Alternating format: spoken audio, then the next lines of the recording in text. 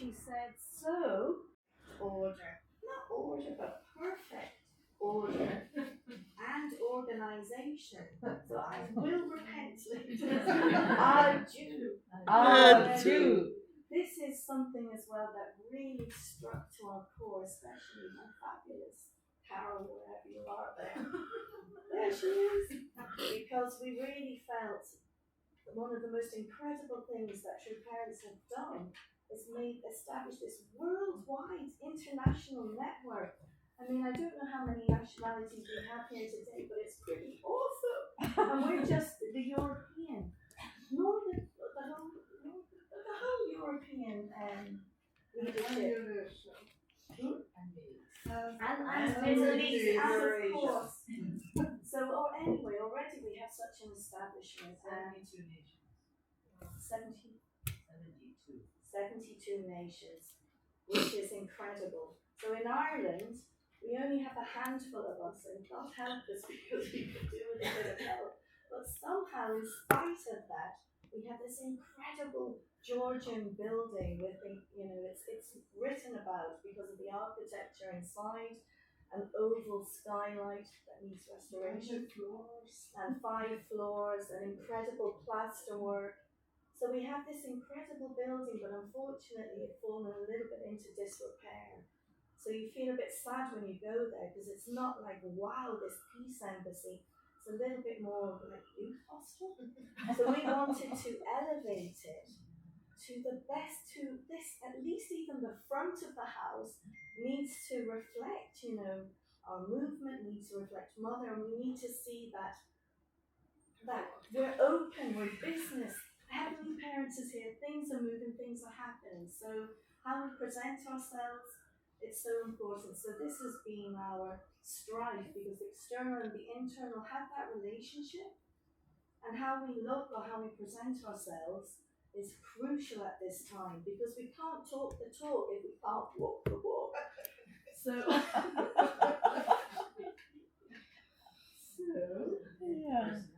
So when I went to lots of stories of how we ended up going to the blessing, but this was when we arrived in downtown Seoul, and these are my fabulous new in-laws. And we had a great time. I don't know where the guys were, but we were down, we were having street food and Korean barbecue. And then, now please, this is a bit too much in your face, but my attention here is not my fabulous husband and Julius and myself, but the Toumanguelov that I wanted to draw attention to in the background, because I haven't been to Korea in quite a long time. And when you arrive, it's kind of the countryside, usual, typical, Korea, and then all of a sudden, when you turn and you see, now I was used to maybe seeing the palace, and you think, wow, look at that's incredible. But when we arrived this time, I was struck by the Toumanguelov because I'd never seen it, and it is huge. I don't know why I was just really blown away by the magnitude of it, and even the palace kind of looked almost tiny in comparison. So, and it was beautiful, and it was shining and white and incredible, especially when people talking a lot these days about Solomon's temple and we're looking to the point or messianic things and Mother, I don't know how she's done it on her own, which is heartbreaking when I think, when she's looking for that needle in a sandstorm.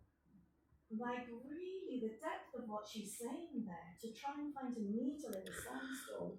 Because I know ourselves in Ireland the last year, we lost one of our precious second gen, and that was the thing that kind of broke the camel's back. And we thought, if we don't respond to this, what's going to take for us to respond? So there were things that we weren't happy about, and there were people we weren't happy about in those situations. So what are you going to do? There's no point in looking or thinking. If you can see something, then you need to go in there.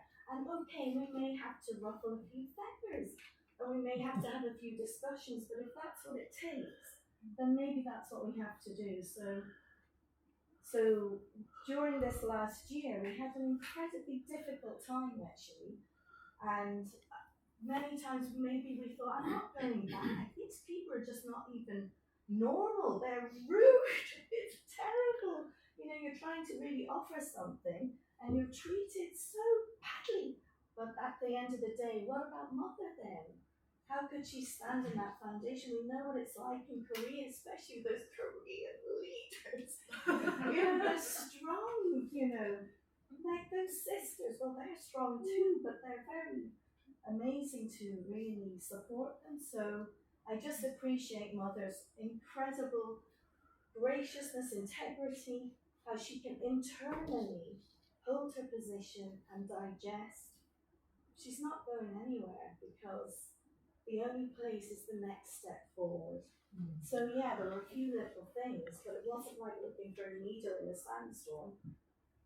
So that's it. We're not going anywhere. If we have to die, fine, so be it. We're going to die anyway, one day or later. So we moved on, and this is the part you didn't want to see our big heads.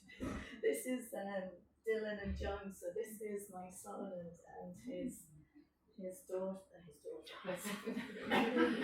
his spouse. And they have a big story anyway. They actually met each other in Chongqing. And this is a lovely group of European second gens and first gens as well. It's Francesca. Top Gun missionaries. Left at the back, I just come to this point. And when I suppose you saw this blessing when Mother came out on the stage and we couldn't, there. When she came, she stood there and then there was nothing. So I was standing in the audience and I was thinking, oh my God, they're not going to give her a chair or something or even a cane. So, but they didn't. She just stood there. And that's what really, I just felt so bad. This little mother, this massive stage. And then everybody was presenting all of the gifts for her birthday. But there were so many presentations that my own legs started to hurt. And I was thinking, well, they hurt, come on, I wanted to sit down. So then I thought, how is Mother standing there for this length of time? And then I remembered Father. And even if he was speaking for 10 hours or whatever, and some of the Japanese sisters saying, please, Father, sit down. And Father'd say, I can't sit down, even if my legs are black, even if they were swollen. That determination, that oneness with God, because God's desperate, to really, for us to feel His love, because we don't feel it many times. And if we did, we wouldn't be in this dilemma. So I just thought it seemed like an endless period of time.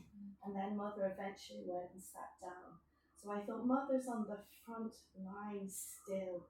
She's 81. She's still, I'm sure that was a real condition for her to stand there for that length of time, with nothing even to leave. Later for the blessing, they did have flowers and a cane, so at least she could have some bit of stability. So this is the kind of mother that we have, and she looks incredibly well and gracious for an 81-year-old lady, but at the same time, if you look into her face, she's carrying it all. And if nothing else, I think I just want her to feel, it's okay, Mother, we have you. But yes, we may have taken a while to come into our right, but we are moving forward. And Women's Federation, which I was never that inspired about before, but I've changed my mind. I think it really, this is it. And there is, as Carol would say, a mother hunger. We lost our parents. We lost our mother. And Maria, wherever you are out there, yesterday really moved me. When you mentioned about Cain and Abel, where was the mother? Where was the mother with, these fighting children? So that really struck me in my heart, because actually, even in our movement, we need the mothers, our second gen, are suffering, our young members are suffering, because we don't have our mothers, and that's what we need in leadership. We really need the women to step forward who maybe they don't want to be in the limelight, or stepping forward. But if we don't grab that wisdom and that experience, then how are we supposed to move on? And we also need to bump it up a bit, ladies, because if we get too downtrodden, done with this victim mentality, we're actually have an incredible resource. If you're talking about education, we might have been having a tiff about, well, I don't know if you could do it on the copyrights. We need to know those things and we need to be aware of our legal responsibilities and how we're presenting things. But beyond that, look at the content we have.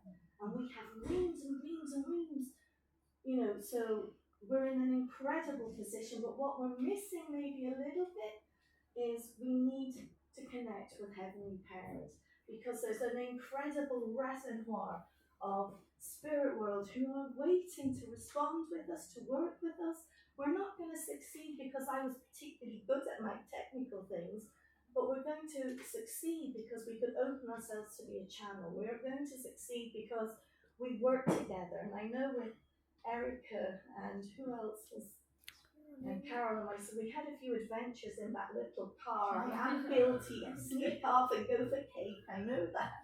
But while we were having this experience and driving around, there was a mad chaos and many things happening. But then even if I didn't know what I was doing, someone else would say, oh yes, no, it's here, turn right, or whatever the circumstances. Maybe individually we weren't great, but as a group, we were invincible. Even Rome didn't scare us. Well, I never did.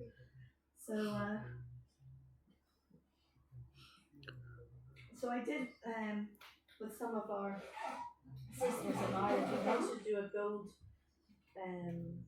offering wish paper while I was in Champion, especially for our leadership, because we want to understand what's the right way forward. What is, is it all, it's us, because also it's always in us. Whatever circumstances we're experiencing, that is our thing. That's why every day is so incredible, because we need to check ourselves. If you're feeling something, if you're off center, what is it? If you see gaps, that's okay, but then how do we fill those gaps, or how do we do that? So we really want the leadership to be in the right order. You get that puzzle or that engine, and you put everybody in the right place for their skill set and their visions. Sorry, pictures, I can see pictures. Flinching while I'm moving my arms around. I'm training. Yeah. But when we do put all of those pieces in the engine together, like Ferrari, we can take off. But if we're not in our right position, with our right skill set, then it's kind of painful, because I don't really do this and I don't like it. But once you're in your space, then honestly, Heavenly Parent can work with us and you feel good. So we did this anyway. I offered the wish paper that we can put everything in right order, and then you pick your card. And this is what I got. The human conscience is the aspect of the mind that represents Heavenly Parent. So then I just wanted to read a little bit more deeply about that. I don't know how we're doing for time.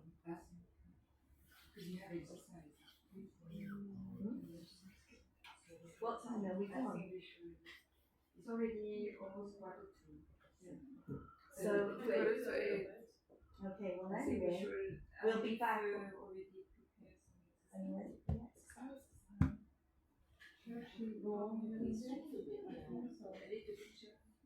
Well, I can finish up. No, I had another surprise, but it's okay. We'll save it for another time. What time can we start breakfast like too much schedule, because schedule is very tight this morning.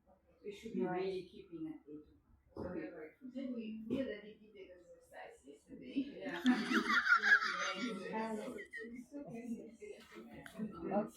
The revolution of the conscience is an internal revolution. It requires us to obey absolutely the voice of our conscience. All of you still face the internal struggle between your conscience, which prompts you to do good, and your physical desires, which tempt you to do evil. In order to end this shameful internal struggle, you have to understand clearly the position and action of your conscience. Your conscience knows everything you do and everything you think. You cannot add or subtract anything. Nothing can be hidden from it. It knows before your teacher does and before your parents do. It dusts. It knows even before and God. It even knows before God does. When you disobey your conscience, you feel conscience stricken. Then dust sticks to your spirit and stains and scars appear. Such scars are a heavy burden and you take with you To the spirit world. to the spirit world, thank you, where they can never be erased, ever. Therefore, I tell you, you need to control your physical mind with a revolutionary determination and be guided by your conscience until the day you go before God without any speck, with a clean and clear spirit. Originally, the mind and body were meant to be inseparable in total oneness. The human mind was supposed to be God's mind, and the human body was supposed to hold it as a container. However, due to the fall, human beings turned their bodies over to the devil and have been his servants ever since. The human conscience is that aspect of the mind that represents God. It does not exist for itself, but for the sake of God's righteousness. It constantly seeks the direction of goodness. The body rebels against this. It seeks only physical comfort. It is selfish and instinctively follows carnal desires. The conscience chastises the body and tries to make it conform to the mind. This is why bitter conflict and struggle occur within oneself. Or religions teach, there are terms to strike the body, etc., etc. You can read that. So this would have tied in very well to an exercise that Carol wanted to share, but maybe because of the short time, we'll leave it as there. And just to round it up, the other thing that blew me away in Chongqing was the perfection and the beauty, and also in the Chongqing palace, museum. Sorry, I don't know if you've been. There's huge screens, immersive experiences, and one of them is about the fall of man, and it's incredibly powerful and beautifully done. So a very poignant, difficult story, and somehow you can see why we need art, why we need sometimes that's enough to really move you. It resonates with you, the images stay with you.